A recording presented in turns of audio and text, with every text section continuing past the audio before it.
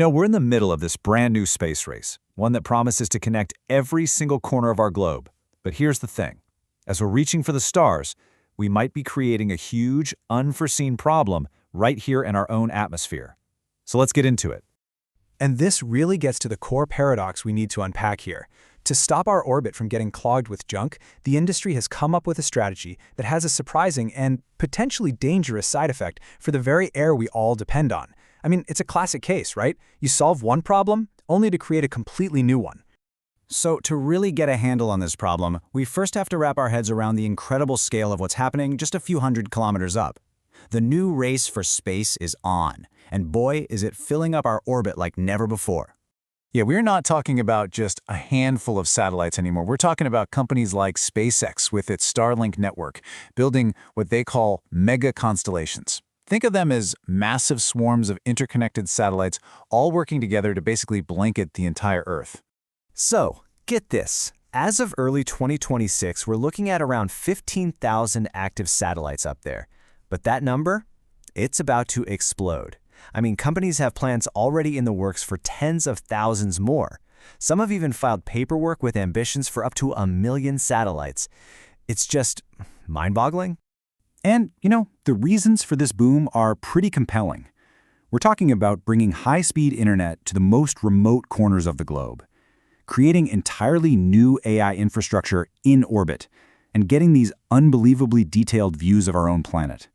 The takeaway here is that the benefits, they're very, very real and super attractive. Okay, but here's where the story takes a turn.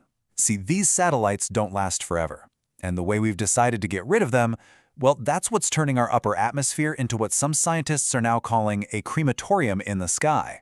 The key buzzword in the industry for this is demiscibility.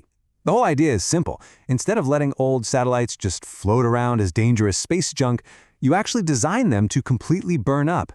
Poof! Vaporize when they fall back to Earth. This keeps us safe on the ground, and it keeps orbits clear for all the new stuff going up. On the surface, it sounds like the perfect solution, doesn't it?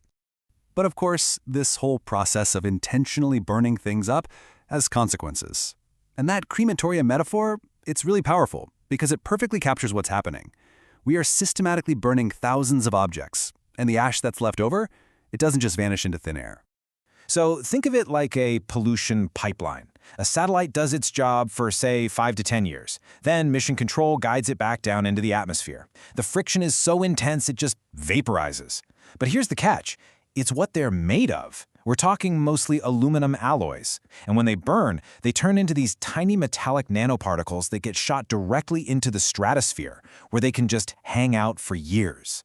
And look, this isn't just some theory or a computer model. Scientists are now actively measuring the results of this, and the evidence they're finding way up in our atmosphere is, well, it's becoming pretty hard to ignore.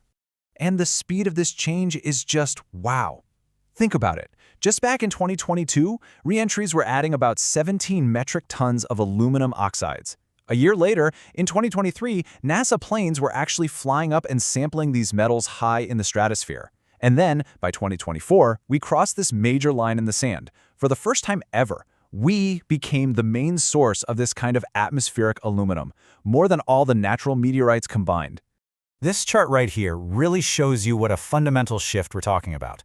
I mean, for millions of years, the only way these metals got into the upper atmosphere was from space rocks burning up. That's it. But that's not true anymore.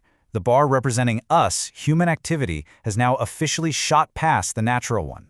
And if you think that's something, the future projections are truly staggering. With all the planned mega-constellations, we could be looking at injecting 10,000 metric tons of these aluminum oxide particles into the stratosphere every single year. That's the potential price tag for all this new orbital infrastructure. Okay, so what does all this actually mean? What happens when you dump thousands of tons of tiny metal particles into a really fragile layer of our atmosphere? Well, the scary truth is we don't fully know, and that's exactly why scientists are calling this a massive, uncontrolled experiment on our own planet. Yeah, that phrase, uncontrolled experiment, it really gets to the heart of it, doesn't it? We're fundamentally changing the chemistry of the upper atmosphere without having any real clue what the long-term consequences are going to be. And because these particles can stick around for years, the effects could just keep building up and up. So what are the potential risks? Well, they're pretty serious. These metal particles could trap heat, which could warm the upper atmosphere and mess with major weather patterns, like the polar vortex. And there's another thing.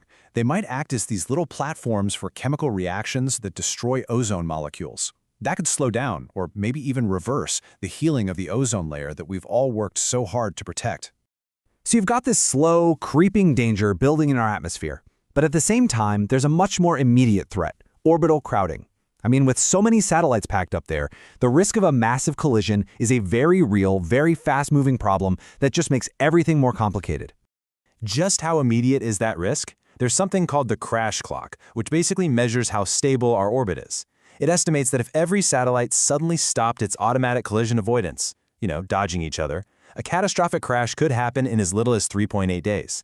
That just shows you how crowded and fragile the situation up there has become.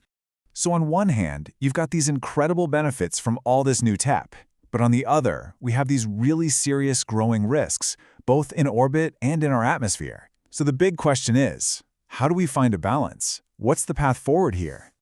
Well, the scientific community is basically calling for a global action plan. First, we need to get way better at monitoring what's actually going on up there. We need companies to be totally transparent about what their satellites are made of. We have to research new, cleaner materials that don't create these harmful byproducts. And this is a big one. We need international rules that think about the atmospheric impact, not just space junk. And of course, investing in ways to actively clean up the debris that's already there. In the end, it all boils down to this one question. This new space race offers so much incredible promise, but it's forcing us to face a huge dilemma. We learned the hard way down here on Earth that progress can come with a really steep environmental price. The challenge now is making sure we don't make those exact same mistakes as we expand out into this final frontier.